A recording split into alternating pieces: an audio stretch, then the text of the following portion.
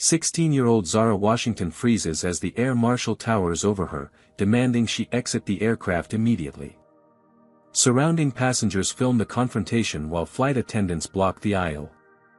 Zara's phone rings, her father's calling. "Dad, they're trying to remove me from the plane." Before we dive into this shocking story, let me know where you're watching from in the comments. Hit that like button and subscribe if you want more stories about standing up against injustice. The events that led to this terrifying moment will leave you speechless. The day had started with such promise. Zara Washington stood in front of her bedroom mirror, carefully selecting which earrings would complete her outfit for the flight. At 16, this would be her first time flying alone, and everything needed to be perfect. Her suitcase was meticulously packed with everything she'd need for the prestigious summer STEM program at Columbia University. For a young black girl passionate about quantum computing, this was the opportunity of a lifetime. "Zara, honey. Your breakfast is getting cold," her father called from downstairs. Malcolm Washington, CEO of Washington Technologies, one of the nation's fastest-growing Fortune 500 tech companies, was already dressed in a perfectly tailored navy suit. Under normal circumstances, he would have accompanied his daughter to New York, but an emergency board meeting had forced him to stay behind in Atlanta. "Coming, Dad." Zara called back, giving herself one last look in the mirror. She straightened her shoulders, remembering her mother's words, "Stand tall, baby girl. The world may try to shrink you, but you've got galaxies inside you." It had been 3 years since cancer had taken Michaela Washington, leaving Malcolm and Zara to forge ahead as a team of two. Their bond had only strengthened through the grief, making this separation particularly significant. Their breakfast nook overlooked the manicured gardens of their Buckhead estate, one of Atlanta's most exclusive neighborhoods. The morning sun streamed through floor-to-ceiling windows as Malcolm reviewed Zara's itinerary for the third time. "You've got your boarding pass downloaded?" he asked, sipping his coffee. "Yes, Dad," Zara rolled her eyes affectionately. "And you'll text me when you land?" "And call," she promised. "Dad, I'll be fine. I've been on planes since I was a baby." Malcolm set down his cup, his expression turning serious. "Zara, you know this is different. It's your first time traveling alone, and I'm a young black woman navigating spaces that weren't designed for me," she finished, having heard this speech many times before.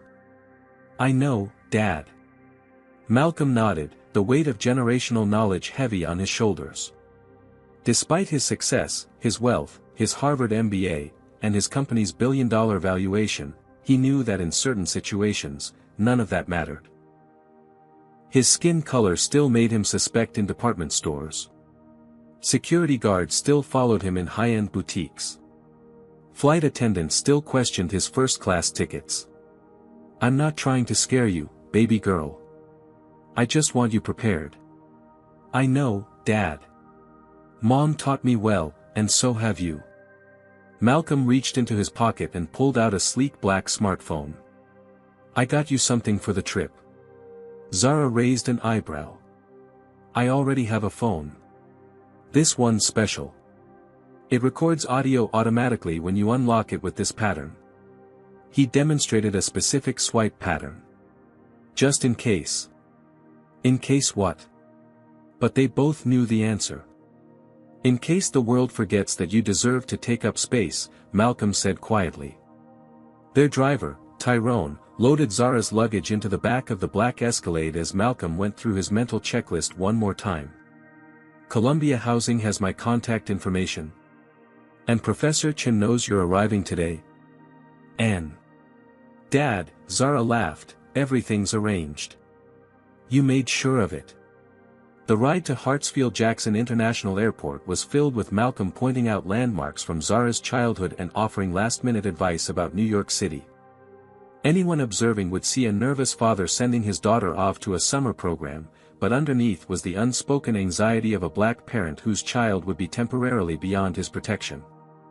As they pulled up to the departures terminal, Malcolm squeezed Zara's hand. "Remember who you are, Zara Washington. You come from a long line of survivors and innovators. Don't let anyone make you small. I won't, she promised, her voice steady though her stomach fluttered with nerves. Call me the second you land. I don't care if I'm in the board meeting. I will.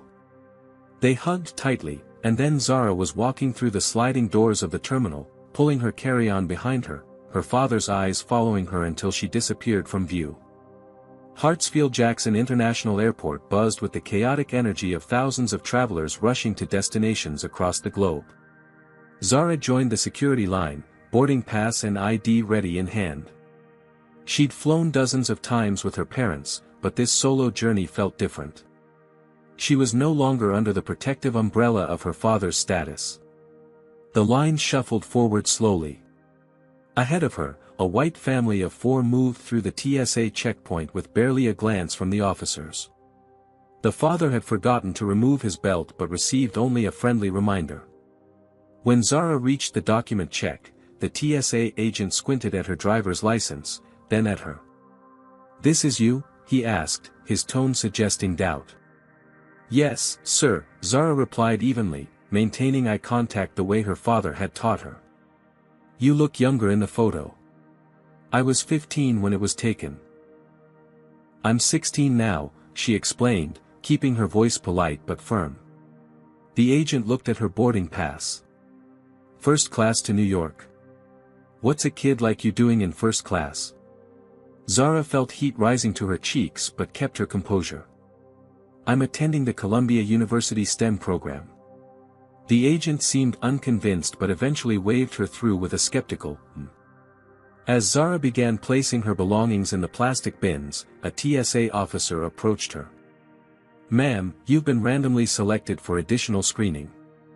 "Random?" "Right." Zara glanced around at the predominantly white travelers passing through metal detectors unhindered.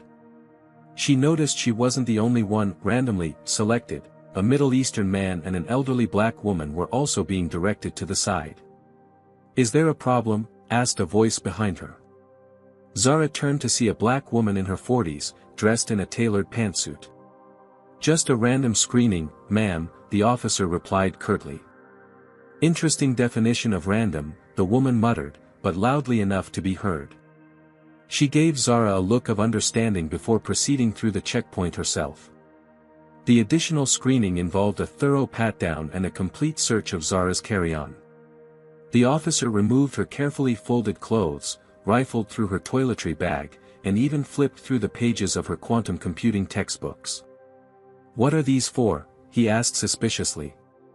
"I'm attending a STEM program at Columbia University," Zara repeated, watching as her neatly packed bag was transformed into a jumbled mess. By the time she was cleared, Zara had to rush to repack her belongings. As she struggled to zip her now disorganized bag, the woman from earlier appeared beside her. "Let me help you with that," she offered, helping Zara rearrange her items. "I'm Professor Amara Jenkins, Sociology at Emory.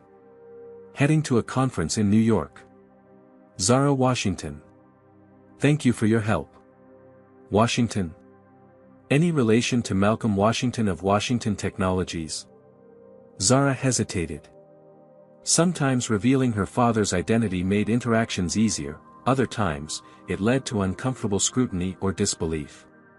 "He's my father," she admitted. Professor Jenkins raised an eyebrow but didn't look surprised. "Well, Zara Washington, it seems we're both heading to New York. What gate are you?" "B-22. I'm B-24. Mind if I walk with you?" As they navigated the busy terminal, Professor Jenkins shared her own experiences traveling as a black woman. "It doesn't matter what credentials you have or what clothes you wear. Some people see only one thing." Zara nodded, thinking of her father's warnings. "My dad says to always stay calm but never shrink. Your father is a wise man.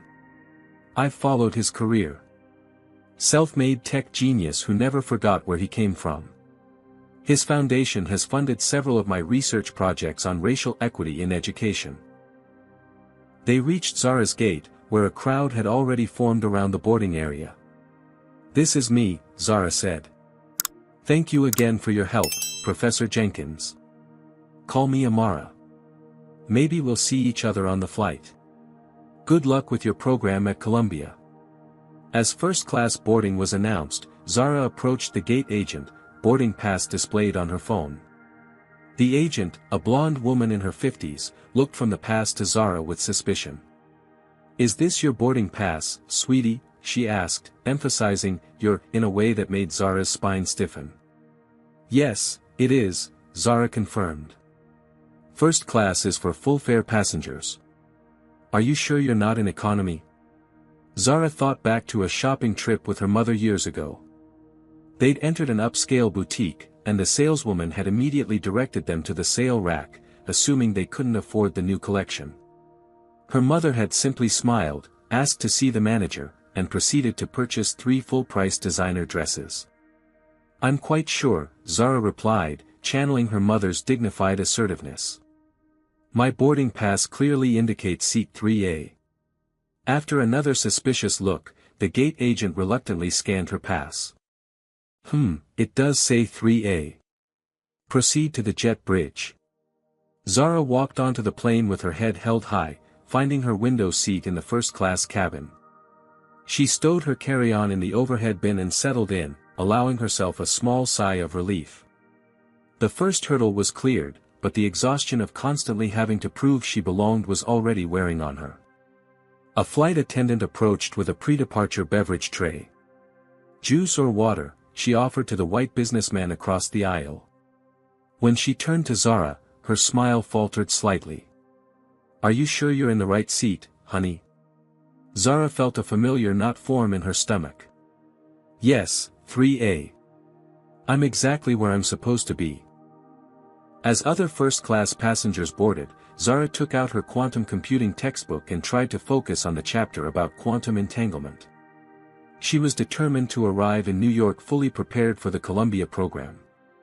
The empty seat beside her soon became occupied by a middle-aged white man in an expensive suit. He glanced at her with undisguised annoyance. "Excuse me," he said, his voice clipped.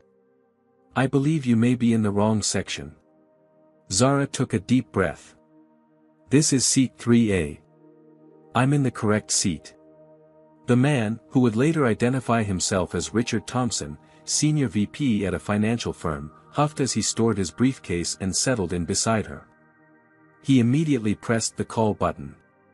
A flight attendant, whose name tag read Brenda Miller, approached with a practiced smile. "Yes, sir." Thompson gestured toward Zara with a slight tilt of his head. "There seems to be some confusion with the seating arrangement." Brenda turned to Zara. "May I see your boarding pass, miss?" For the third time in less than an hour, Zara had to prove she belonged. She displayed her boarding pass on her phone, keeping her expression neutral despite the burning frustration building inside her. "Oh," Brenda said, sounding surprised. "Yes, that's correct. Can I get either of you a pre-departure beverage?" "Scotch, neat," Thompson replied without looking at her. "Just water, please," Zara said. As Brenda walked away, Thompson muttered just loudly enough for Zara to hear, "I pay good money for first class to avoid certain elements." Zara pretended not to hear, focusing instead on her book. Her father's voice echoed in her mind, "Your worth isn't determined by their perception. Never let them see they've rattled you." The boarding process continued, and Zara noticed Professor Jenkins walking past toward the economy section. The professor gave her an encouraging smile as she passed. Once the plane was fully boarded, the captain announced a slight delay due to air traffic. Thompson sighed dramatically and continued to shoot irritated glances at Zara, as if the delay were somehow her fault. When the plane finally took off, Zara tried to lose herself in her book, but Thompson's constant fidgeting and sighing made it difficult to concentrate. When the drink service began, Brenda served Thompson first, then almost forgotten Zara until she politely cleared her throat. "Oh, sorry, honey. What would you like?" Brenda asked, her tone noticeably less deferential than it had been with Thompson. "Water, please. And could I have some pretzels?" "We're serving mixed nuts in first class," Thompson interjected. "The pretzels are for Coach." Brenda looked uncomfortable. Actually, we have both available. Well, I'll have the nuts, Thompson insisted, as if making a point. Zara received her water and pretzels, noting how Brenda set Thompson's drink on a pristine cocktail napkin while her water was placed directly on the tray table. 20 minutes into the flight, the plane hit a patch of turbulence. The captain turned on the fasten seatbelt sign, and the plane jolted. Thompson's scotch sloshed over the rim of his glass, spilling onto his pants. "Damn it," he exclaimed, jumping slightly in his seat. His elbow knocked into Zara's arm, causing her water to spill across her tray table, soaking the pages of her open textbook. "Look what you've done," Thompson accused, gesturing at his damp pants and then at Zara's wet book. "Flight attendant." Brenda hurried over. "What happened?" "This girl knocked my drink over during the turbulence," Thompson claimed, dabbing at his pants with a napkin. "I didn't," Zara began, but Thompson spoke over her. "And now my pants are ruined. These are $300 slacks." Brenda turned to Zara with a disapproving look. "You need to be more careful, miss." "But I didn't touch his drink," Zara protested. "The turbulence." "Don't argue," Brenda cut her off, handing Thompson more napkins. "Sir, I'm so sorry about this. Let me get you another scotch, on the house." As Brenda hurried away, Zara sat in stunned silence, trying to dry her book with the single napkin she'd been given. The injustice of the situation made her throat tight with unshed tears, but she refused to cry. "Not here. Not now." From the economy section, Zara noticed a black businessman being denied a second cup of coffee while the white woman next to him received hers without question. The parallels weren't lost on her. Thompson continued to make a show of his ruined pants, loudly lamenting his misfortune to anyone within earshot. He pressed the call button 3 more times within the next 30 minutes, each time with a new complaint tangentially related to Zara. She was typing too loudly on her phone, her elbow was too close to the armrest, her reading light was bothering him.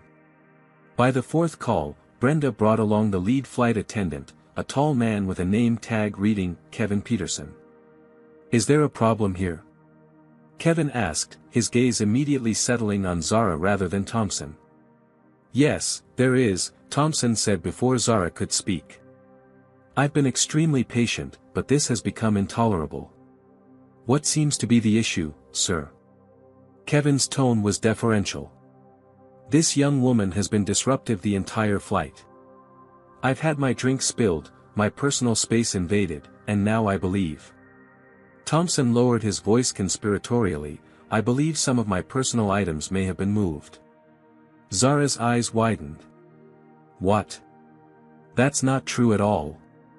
Kevin turned to her with a stern expression. "Miss, please lower your voice." "But he's lying. I haven't touched any of his things." Kevin and Brenda exchanged looks. Kevin leaned closer to Thompson. "Sir, are you suggesting something is missing?" Thompson patted his pockets theatrically. "My wallet. I had it when I boarded, and now." He looked pointedly at Zara. "This is ridiculous," Zara said, feeling a cold wave of fear wash over her. She knew where this was heading. "I never touched his wallet." Kevin straightened up. "I think we need to involve our air marshal." As Kevin walked toward the front of the plane, Zara's hands trembled. She unlocked her phone with the special pattern her father had taught her, activating the recording function. Then she texted her dad, "Emergency on flight. Falsely accused of theft. They're calling Air Marshal." The text delivered just as a broad-shouldered man in plain clothes approached her seat.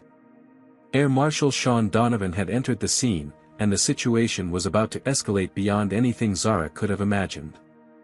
Air Marshal Sean Donovan stood in the aisle next to Zara's seat, his badge displayed prominently in his hand. His presence immediately attracted attention from nearby passengers, many of whom began discreetly filming with their phones. Beside him, Kevin and Brenda flanked either side like deputies backing up a sheriff. "Miss, I need you to stand up and come with me," Donovan said, his voice carrying a tone of non-negotiable authority. Zara felt her heart hammering against her ribs, but she remembered her father's advice: stay calm, speak clearly, know your rights. May I ask why? Thompson interjected before Donovan could answer. Because she stole my wallet during the turbulence. I felt her hand near my jacket. Sir, please let me handle this, Donovan said to Thompson before turning back to Zara. Young lady, a passenger has made a serious accusation. We need to resolve this situation immediately, which means you'll need to deplane for questioning when we land. Deplane? Zara's voice cracked slightly. But I didn't take anything. I never touched his things. Passengers were now openly watching the confrontation. From a few rows back, Professor Amara Jenkins stood up.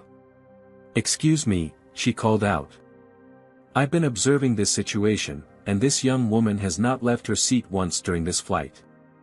Donovan barely glanced at Jenkins. Ma'am, please remain seated. This doesn't concern you. It concerns all of us when a minor is being falsely accused, Jenkins replied firmly, moving into the aisle despite the flight attendant's attempts to block her. More passengers were filming now. Zara noticed a young white woman mouthing, "Are you okay?" from across the aisle. She gave a small shake of her head. I didn't take his wallet, Zara stated clearly, making sure her phone was still recording. I've been reading my book and typing notes on my phone. That's all.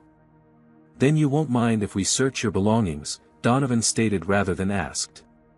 Actually, I do mind, Zara said, surprising herself with her steadiness. I'm a minor traveling alone, and you have no probable cause to search my belongings. Donovan's expression hardened. Miss, interfering with a federal officer. Is that man's wallet really missing, or is he just making accusations? Professor Jenkins interrupted, now standing directly behind Donovan. Has anyone actually looked for it? Thompson's face reddened. Of course it's missing. It was in my jacket pocket, and now it's gone. A soft voice spoke up from the row behind Thompson. Excuse me?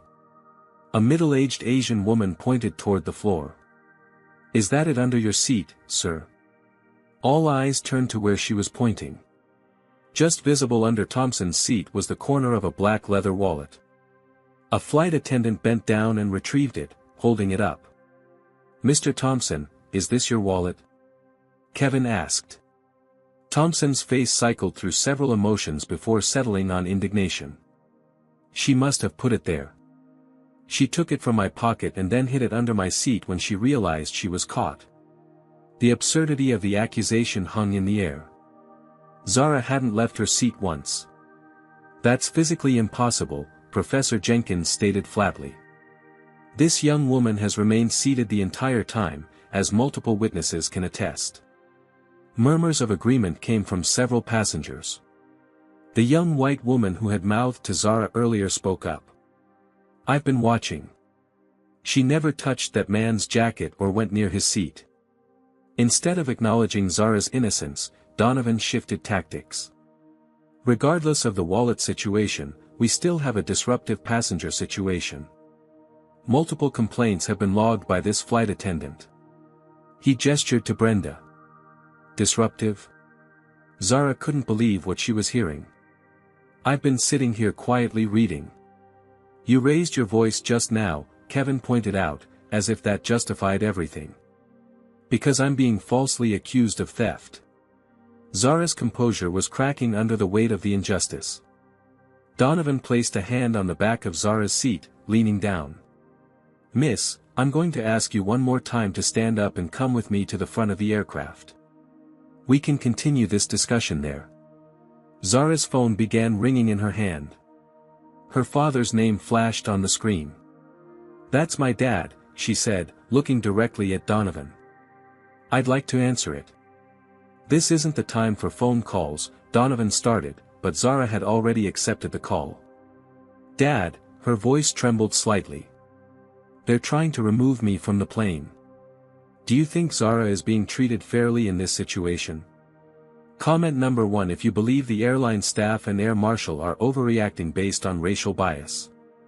Comment number 2 if you think they're just doing their jobs. Don't forget to hit that like button and subscribe for more real stories that expose the injustices people face every day. What would you do if you were in Zara's position? And what happens when her powerful CEO father gets involved? Get ready, because this story is about to take a dramatic turn. Malcolm Washington was in the middle of his emergency board meeting when his phone vibrated with Zara's text. The message sent a cold spike of fear through him, a feeling familiar to any black parent whose child was beyond their immediate protection. "Excuse me," he said, rising from his chair at the head of the conference table. "I need to take this call. It's an emergency." The board members exchanged glances as Malcolm stepped out of the room, already dialing Zara. When she answered and he heard the tremor in her voice, followed by, "They're trying to remove me from the plane," every fiber of his being went into high alert. "Put me on speaker," Malcolm instructed, his voice deadly calm. Years of navigating hostile corporate environments as one of the few black CEOs in tech had taught him that displaying anger would only reinforce stereotypes. Strategic control was his most powerful weapon. Through the speakerphone, Malcolm could hear the commotion on the plane, the air marshal's demands, Thompson's continued accusations, and the murmurs of passengers. "This is Malcolm Washington," he announced, his voice clear and authoritative. "Who am I speaking with?" There was a moment of silence before Air Marshal Donovan responded, skepticism evident in his tone. "This is Air Marshal Sean Donovan." "Who is this again?" "Malcolm Washington, CEO of Washington Technologies and Zara's father. May I ask why you're attempting to remove my 16-year-old daughter from her flight?" "Mr. Washington, your daughter has been accused of theft and is creating a disturbance." "The theft accusation has already been disproven," Malcolm interrupted smoothly. "The wallet was found under the accuser's seat, was it not?" "Well, yes, but..." "And this disturbance, did it involve anything other than my daughter defending herself against false accusations?" Thompson's voice cut in. "Listen here, I don't know who you really are, but this girl has been problematic the entire flight, and..." "I wasn't speaking to you, sir," Malcolm's tone could have frozen lava. "I was addressing the federal officer who is currently intimidating a minor without cause." Malcolm could hear his daughter's breathing steadying as he took control of the situation. He had prepared her for moments like this her entire life, but preparation didn't make the reality any less infuriating. "Air Marshal Donovan," Malcolm continued, "I'd like to speak with the captain immediately." "The captain is flying the aircraft, sir," Donovan replied stiffly. "Then find someone to cover for him for 2 minutes," Malcolm insisted. "Because this situation is about to become much larger than a disagreement in first class." As Malcolm waited, he pulled up his email on his office computer and began typing a message to his legal team with the subject line, "Urgent, Racial Profiling Incident on Atlantic Airways Flight 1382. He had Washington Technologies chief counsel on speed dial, a necessary precaution for a black man of his stature. He could hear hushed discussions on the other end of the line before a new voice came on the speaker. "This is Captain Harris." "Who am I speaking with?" "Captain Harris, this is Malcolm Washington, CEO of Washington Technologies. My daughter Zara is being harassed on your flight based on false accusations that have already been disproven." There was a pause. "Mr. Washington, I apologize for any misunderstanding, but my crew is following standard protocols for a reported disturbance." "Captain Harris," Malcolm cut in, his voice remaining measured but taking on a steely edge, "let me be extraordinarily clear. What's happening is not a misunderstanding. It is textbook racial profiling, and it's happening to my 16-year-old daughter." He continued before the captain could respond. "I have 2 questions for you.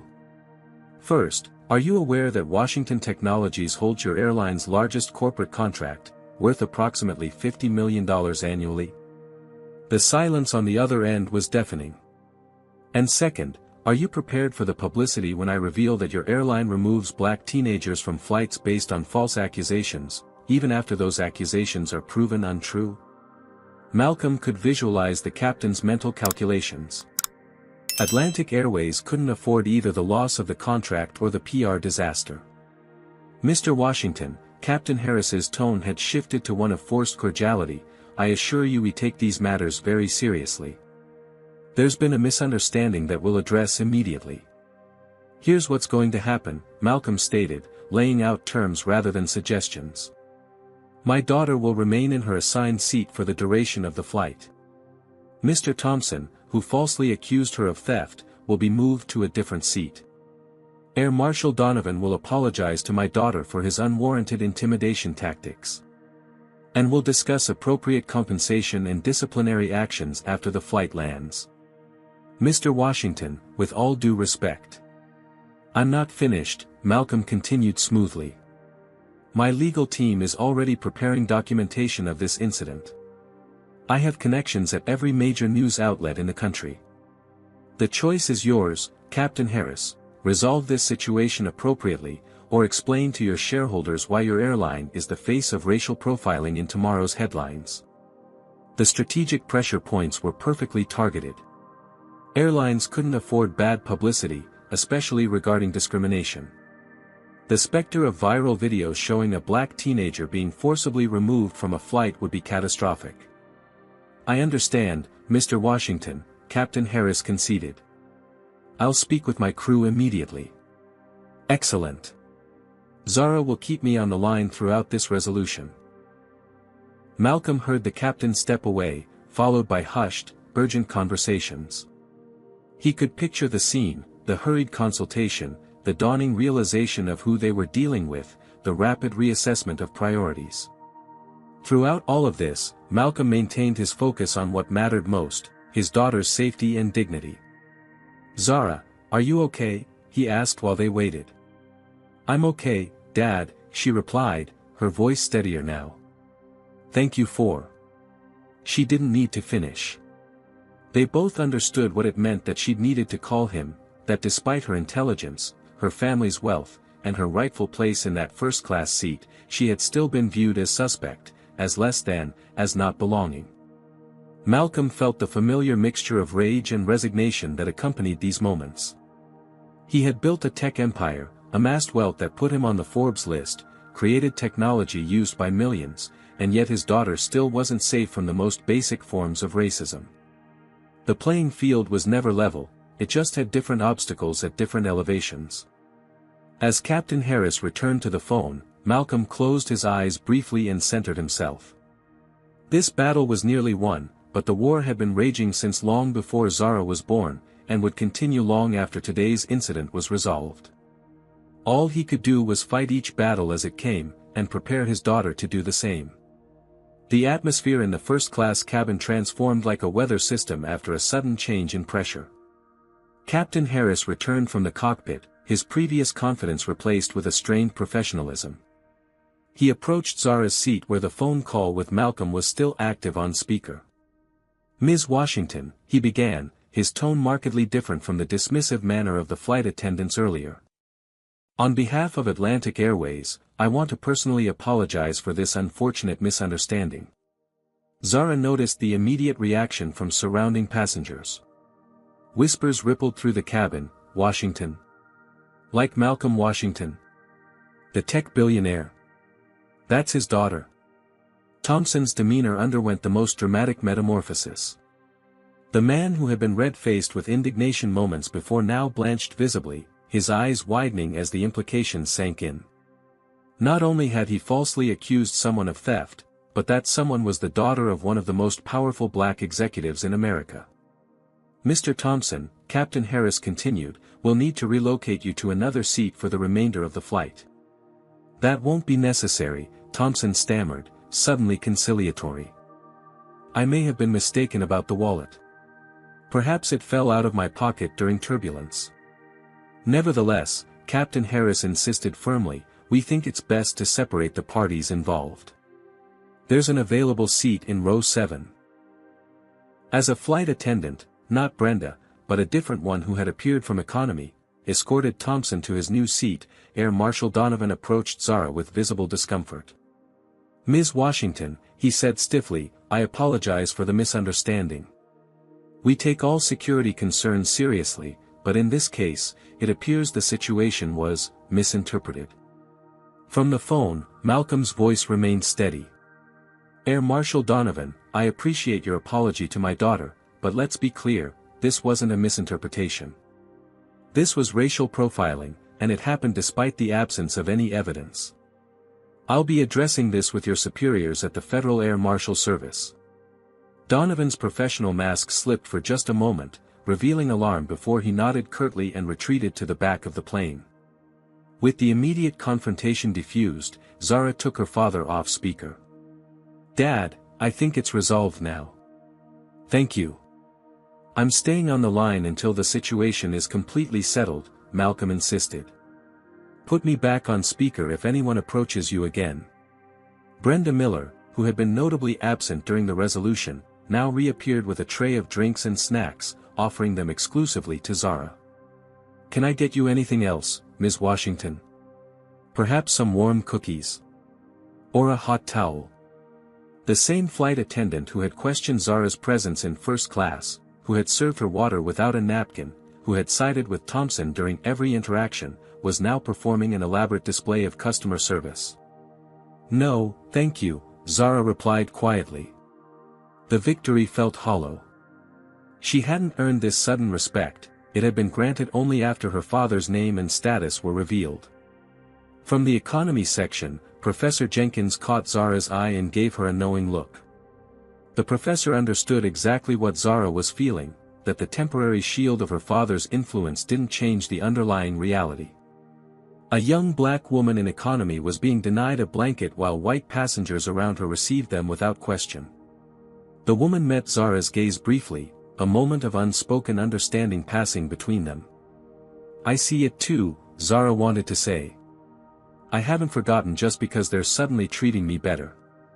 The captain's voice came over the intercom. Ladies and gentlemen, we apologize for the disturbance in our first-class cabin. We're experiencing a slight delay as we address a situation. We expect to resume normal service shortly. Passengers checked their watches and sighed with annoyance. A few cast accusatory glances at Zara, as if she were the cause of their inconvenience rather than its victim. Professor Jenkins seized the opportunity to move to the now empty seat beside Zara, ignoring Kevin's half-hearted protest about returning to her assigned seat in economy. You handled that remarkably well, Jenkins said quietly. Though you shouldn't have had to. I had help, Zara replied, gesturing to her phone where her father was still on the line. Jenkins nodded knowingly. Privilege shields when it's visible. But it's exhausting that we need shields at all. As they spoke, other passengers in first class began sneaking glances at Zara, some tapping on their phones as they searched for information about Malcolm Washington.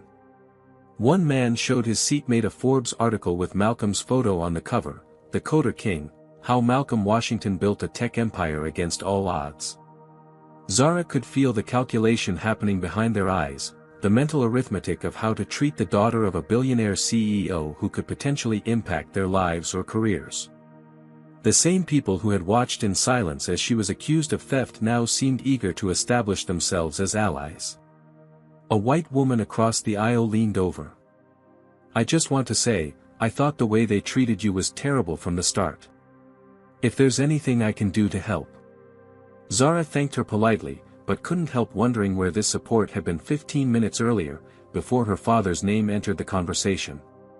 In the galley, a cluster of flight attendants including Brenda and Kevin were engaged in intense whispered conversation, occasionally glancing nervously toward Zara. She could imagine their panic as they realized the potential consequences of their actions. Through it all, Zara felt a complex swirl of emotions, relief that the immediate danger had passed, lingering anxiety from the confrontation, anger at the injustice, and a deep weariness that none of this was new or surprising. She remembered her father's words from that morning, the world may try to shrink you, but you've got galaxies inside you. Privilege had protected her today, but what about tomorrow? What about all the other black passengers who didn't have billionaire fathers to call? The young woman denied a blanket in economy, the businessmen refused a second coffee, their experiences wouldn't end with apologetic captains and deferential flight attendants. As if reading her thoughts, Professor Jenkins said quietly, "You know, the real power isn't in making them treat you better. It's in changing the system so they treat everyone better." Zara nodded, a seed of an idea beginning to form in her mind. This incident didn't have to end with her personal vindication. Perhaps there was a way to leverage her father's influence and her own experience into something more meaningful. She lifted her phone. "Dad? I have an idea I want to discuss when we land." 15 minutes after Malcolm Washington's call, the crisis management team at Atlantic Airways headquarters in Dallas was assembled in the company's glass-walled conference room. Patricia Reynolds, the airline's CEO, stood at the head of the table, her expression grave as she surveyed the hastily gathered executives. "Someone explained to me," she began, her voice dangerously calm, "how we managed to racially profile the daughter of Malcolm Washington on one of our flights." No one rushed to answer. The head of operations, Jacob Mercer, cleared his throat. "We've received preliminary reports from the air traffic control team who've been in contact with the captain. Apparently, there was an accusation of theft in first class." "An accusation that was proven false," interjected Diane Chen, the airline's chief counsel, who was reviewing the situation details on her tablet. "And yet our crew continued to escalate the situation, even after the alleged stolen item was found." Reynolds pinched the bridge of her nose. "Do we have video?" "We don't have access to the plane's security footage yet," said Marcus Taylor, the head of public relations, "but we do have this." He turned his laptop around to show a Twitter post already gathering thousands of retweets. The shaky smartphone video showed Air Marshal Donovan standing over Zara while she remained seated, her expression a mixture of fear and defiance. The caption read, "Atlantic Airways trying to remove black teenage girl from flight after white man falsely accuses her of theft. At Malcolm Washington's daughter. Hashtag flying while black hashtag Atlantic Airways racism." "That was posted 3 minutes ago," Marcus said grimly. "It's already been shared over 2,000 times." "Dear God," Reynolds muttered. She turned to her assistant. "Get me the current status of our contract with Washington Technologies. Now." As her assistant hurried from the room, Reynolds addressed the team again. "Options. I need them immediately." Diane Chen spoke first. "From a legal standpoint, we're exposed on multiple fronts. Racial discrimination, harassment of a minor, failure to follow proper protocols after an accusation was disproven. If Washington decides to pursue this, and given his history of advocacy, he likely will, we're looking at a PR nightmare and potentially significant damages. Washington Technologies represents approximately $52 million in annual revenue through our corporate travel contract," reported the CFO, Howard Mills. "They're our largest corporate client. The contract is up for renewal in 4 months. And now the billionaire tech CEO with a reputation for championing diversity has video of our staff racially profiling his teenage daughter," Marcus added. "This couldn't be worse timing." Patricia Reynolds was known for her direct approach to crisis management. "I'm calling Malcolm Washington personally. We need to get ahead of this before it explodes further." With respect, Marcus cautioned, Washington isn't just any executive. He's built his brand partly on addressing systemic racism in corporate America. A standard apology and compensation offer won't suffice. Reynolds nodded. "Which is why I'm not offering a standard apology. Diane, draft a statement acknowledging the incident and emphasizing our zero-tolerance policy for discrimination. Marcus, prepare a more substantive response. I want concrete action items, not just platitudes about doing better." She turned to the VP of Operations. "I want the crew members involved suspended pending investigation, starting immediately. And I want their service records pulled. Let's see if there's a pattern of behavior here." As the team dispersed to their assignments, Reynolds' assistant returned with a folder. "The Washington Technologies contract details, ma'am." Reynolds opened it and frowned at what she saw. Beyond the monetary value, the contract included specific clauses about diversity and inclusion requirements for service providers. Atlantic Airways had barely met the minimum standards during the last review. In her office, Reynolds dialed Malcolm Washington's number, steeling herself for what would likely be the most consequential business call of her career. When her call went straight to voicemail, she wasn't surprised. Washington would be managing his own crisis response. Across the hall, Marcus Taylor's team was already monitoring the social media firestorm. The video had been picked up by several influential accounts, including black rights activists and celebrities with millions of followers. The hashtag Atlantic Airways racism was trending nationally. It's spreading to mainstream news, one of Marcus's analysts reported. CNN just picked it up. They're trying to reach Washington for comment. Meanwhile, Diane Chen's legal team was reviewing the crew members' personnel files. "We have a problem," she announced, entering Reynolds' office without knocking. The flight attendant, Brenda Miller, has 3 previous passenger complaints alleging discriminatory treatment of minority passengers. All were dismissed after internal review. Reynolds closed her eyes briefly. "And the Air Marshal? Donovan is federal, not our employee, but we've requested his service record from FAMS. What about the passenger who made the false accusation? Richard Thompson, executive at Meridian Financial. And here's where it gets worse, he's filed complaints on 2 previous flights, both times accusing minority passengers of misconduct. Once for suspicious behavior that turned out to be a Muslim passenger praying, and once for alleged theft when a Latino passenger accidentally took his overhead bin space." Reynolds' phone rang, the Atlantic Airways board chairman. She took a deep breath before answering. "Charles, I was just about to call you." As the crisis team worked, the flight continued its journey to New York, now carrying a story that would soon reach millions. The crew members involved were still unaware of the corporate earthquake their actions had triggered, but they would soon learn that their encounter with Zara Washington would have consequences far beyond a single flight. Back on the plane, Captain Harris received a terse message from headquarters: crew change ordered upon landing. Pending investigation of incident in first class. Details to follow. He read the message twice, understanding its implications. In his 20 years with Atlantic Airways, he'd never seen a mid-journey crew change ordered except in cases of medical emergency. This was unprecedented. In Dallas, Patricia Reynolds finally received a response from Malcolm Washington, not a return call, but an email. "Ms. Reynolds.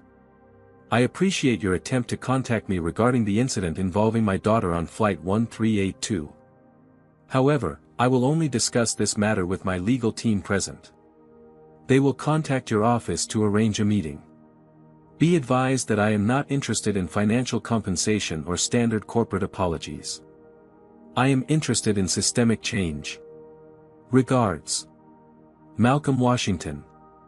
Reynolds forwarded the email to her crisis team with a single comment: "We need more than damage control. We need transformation." As Flight 1382 entered its final hour toward New York, an unusual announcement came over the intercom. Captain Harris's voice sounded strained as he addressed the passengers. "Ladies and gentlemen, I need to inform you that there will be a crew change when we land in New York. This is a company decision and will result in a slight delay at the gate. We apologize for any inconvenience." Confused murmurs spread throughout the cabin. Crew changes mid-journey were rare enough to be remarkable, and the timing immediately following the incident with Zara was not lost on the passengers who had witnessed the confrontation.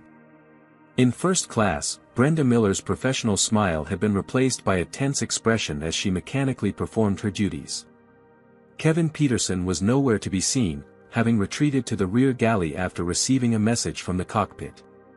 The atmosphere among the crew had shifted from authority to anxiety.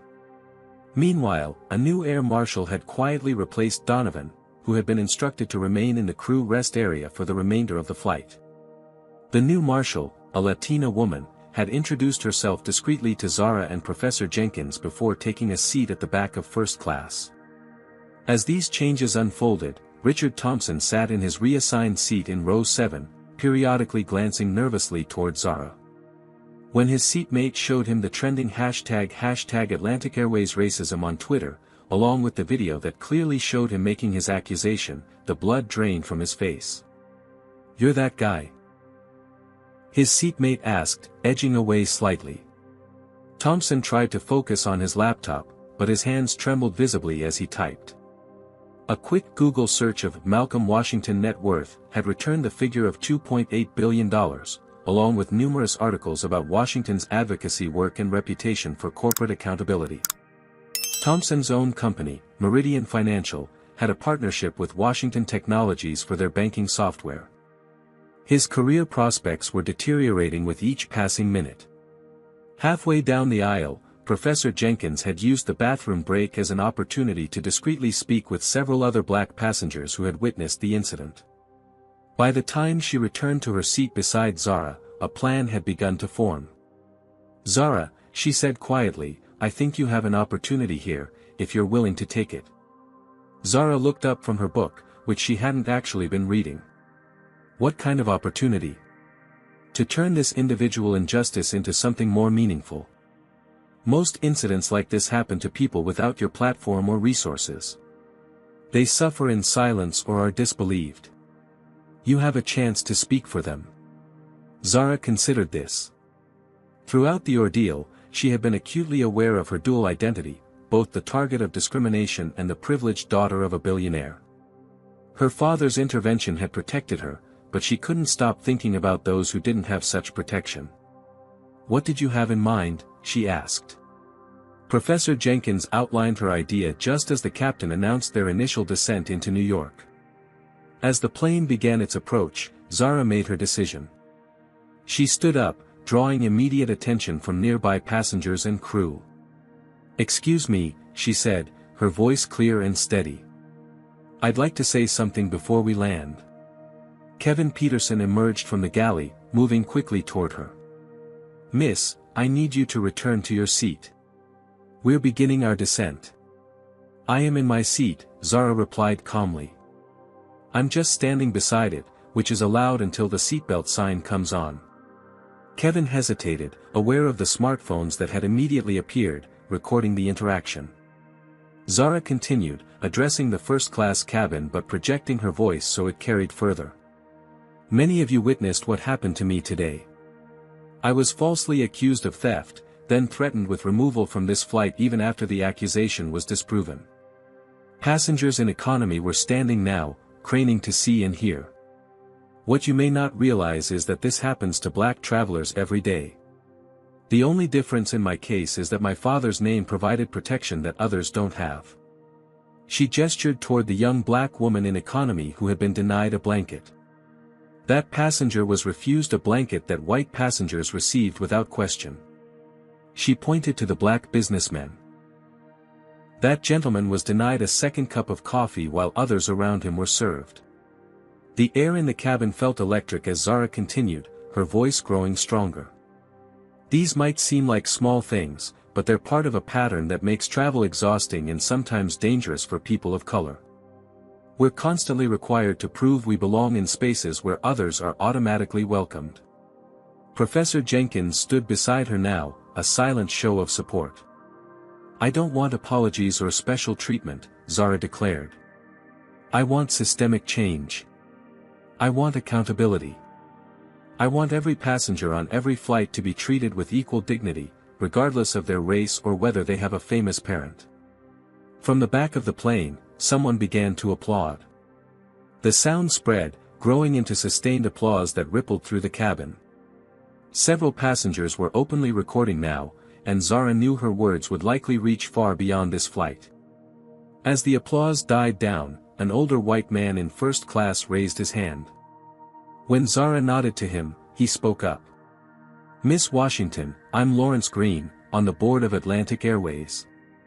I want you to know that what happened today is inexcusable, and I personally commit to addressing it at our next board meeting." Thompson, who had returned to retrieve his forgotten briefcase, froze in the aisle, suddenly aware that his actions had caught the attention of an airline board member. The seatbelt sign chimed on, and Zara returned to her seat. As she buckled in, Professor Jenkins handed her a business card. I run diversity training programs for major corporations, she explained. Including airlines. If you and your father are serious about creating change, I'd like to help. Zara took the card, an idea crystallizing. What if Atlantic Airways donated to STEM programs for minority students instead of trying to buy my silence with vouchers and upgrades? Jenkins smiled. Now you're thinking like someone who understands the true value of influence. As the plane touched down at JFK, the new Air Marshal approached Zara. Ms. Washington, I've been instructed to escort you to the gate. Your father is waiting there. Is he alone? Zara asked, suspecting the answer. No, the Marshal admitted. There appear to be several news crews as well. The aircraft taxied to the gate, where an Atlantic Airways executive team was waiting on the jet bridge. As the door opened, Captain Harris made one final announcement. Ladies and gentlemen, on behalf of Atlantic Airways, I want to personally apologize for the incident that occurred on our flight today. This does not reflect our values as an airline, and we are taking immediate steps to address it. All passengers will find a voucher in their email, and we're making a donation to the National STEM Diversity Initiative in recognition of Ms. Washington's upcoming program at Columbia University. Zara exchanged a surprised look with Professor Jenkins. The airline was already implementing her suggestion. As she gathered her belongings, Brenda Miller approached her with an apologetic expression. Ms. Washington, I'm truly sorry for how I treated you. I have no excuse. Zara studied the flight attendant's face, seeing genuine remorse. Thank you for saying that. But I hope you realize I'm not the only one who deserves that apology. As she walked off the plane, Zara felt a complex mixture of emotions, exhaustion from the ordeal, pride in having spoken up, hope that perhaps something meaningful might come from this terrible experience. But beneath it all was the sobering knowledge that for every incident like hers that received attention and accountability, countless others went unaddressed. She stepped into the terminal, where her father waited with open arms, ready to face whatever came next.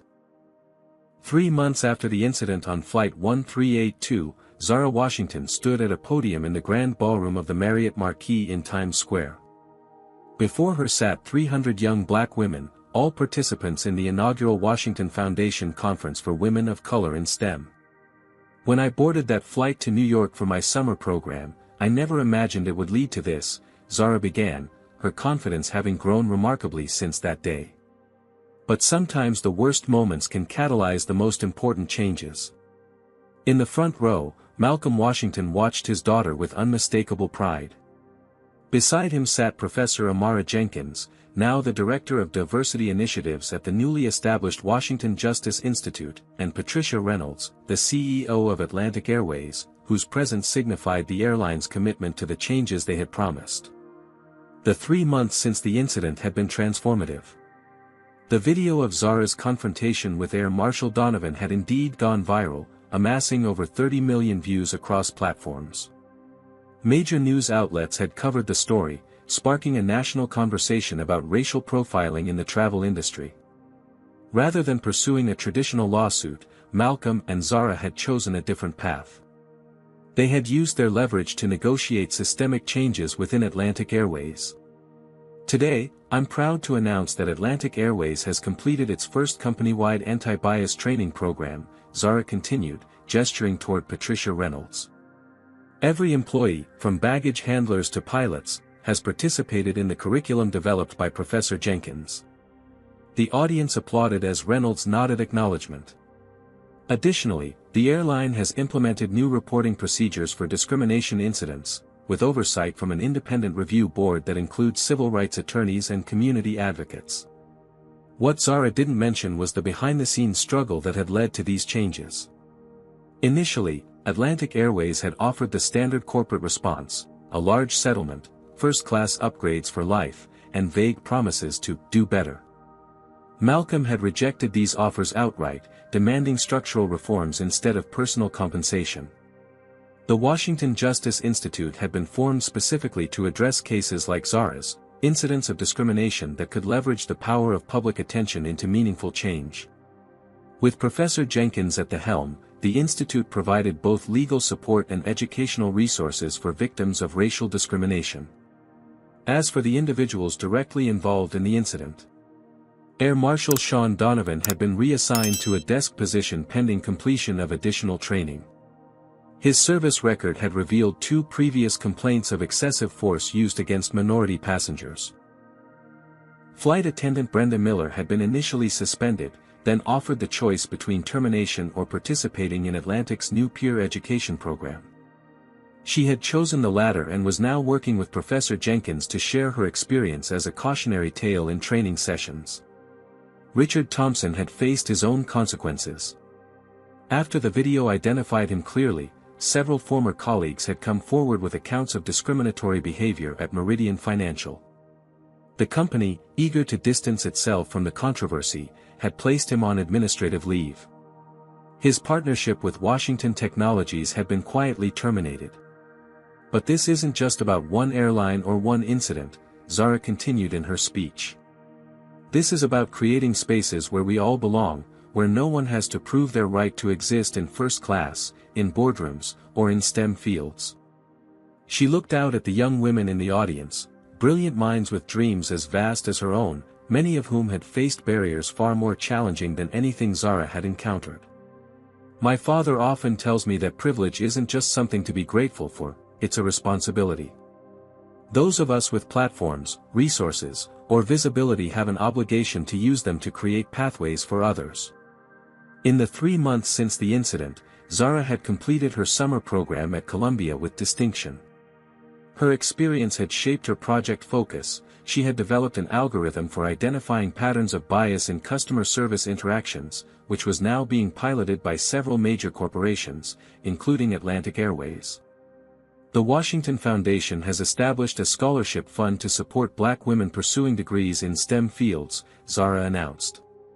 And I'm honored to share that Atlantic Airways has committed $1 million to this initiative as part of their broader diversity and inclusion overhaul.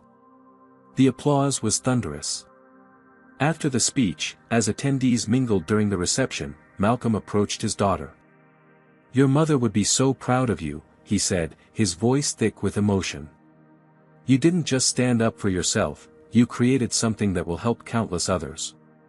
Zara hugged her father tightly. "I had a good teacher." "2 good teachers," she amended, thinking of her mother's unwavering dignity in the face of discrimination. Patricia Reynolds joined them, champagne flute in hand. "Ms. Washington, that was an inspiring speech. Your foundation's work is making a real difference. As is your company's commitment to change," Malcolm acknowledged. "Though we both know it shouldn't have taken a viral video to make it happen."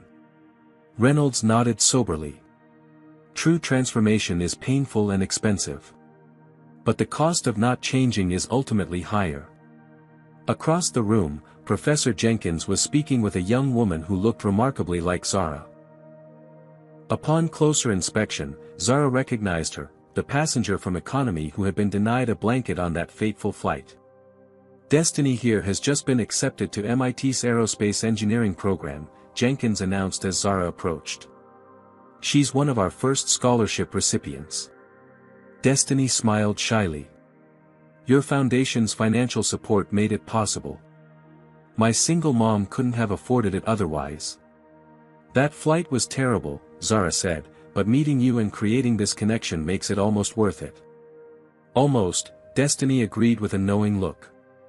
Later that evening, as the event wound down, Zara found herself alone for a moment, looking out over the glittering Manhattan skyline. The city that had welcomed her with such hostility 3 months ago now felt like the launching pad for something important. Her phone buzzed with a news alert: Atlantic Airways announces new Chief Diversity Officer as part of industry-leading inclusion initiative. The change was real and measurable. Yet Zara knew that for every visible victory, countless everyday battles continued to be fought by those without her resources or platform. Her responsibility was to keep using her voice, her privilege, and her growing influence to create spaces where others could thrive. As she prepared to return to the ballroom, Zara thought about her upcoming flight home to Atlanta. She would be in first class again, but this time with a different kind of confidence, not just the knowledge that she belonged there, but the certainty that she was helping to create a world where everyone belonged, regardless of the color of their skin or the wealth of their parents. The true resolution wasn't just justice for one black teenager on one flight. It was the beginning of justice taking flight in ways that would uplift many others for years to come. Zara's experience teaches us that racial discrimination persists at every socioeconomic level. Even with wealth and privilege, black individuals face prejudice that others never encounter.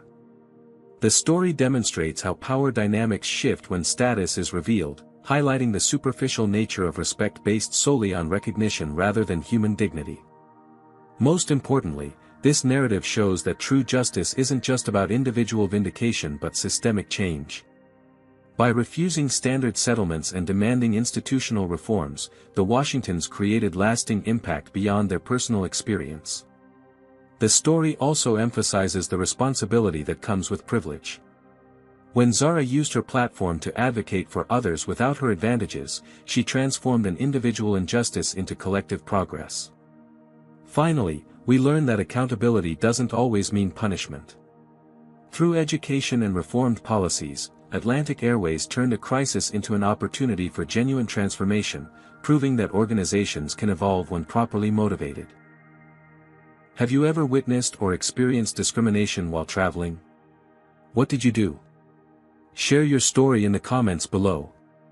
If this account resonated with you, please hit the like button and subscribe for more stories that highlight social justice issues. Don't forget to share this video with someone who needs to hear this message.